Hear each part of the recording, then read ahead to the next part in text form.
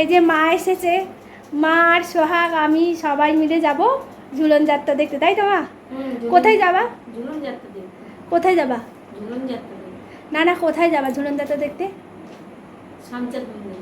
শ্যামচাঁদ মন্দির আরেকটা এখানে মন্দির আছে, সেখানেও নিয়ে যাবো বল সোহাগ? হ্যাঁ, এর আগের দিন আর সোহাগ গিয়েছিল। চলো যা যাক। সন্ধ্যে এখন 6:30 বাজে। এই যে সবাই আমরা রেডি হয়ে নিয়েছি। এই যে মা, এদিকে সোহাগ আর এদিকে আমি, সবাই মিলে যাব ঝুলন যাত্রা দেখতে। তবে জানেন তো শ্যামচাঁদে ভীষণ ভালো ঝুলন যাত্রা হয় নাকি। চলুন আপনাদেরকেও সঙ্গে করে নিয়ে যাই, একবার শ্যামচাঁদকেও দর্শন করাবো। বলতে বলতে চলে এসেছি শ্যামচাঁদের কাছে। অসম্ভব সুন্দর শ্যামচাঁদ আর তার শ্যামরাই।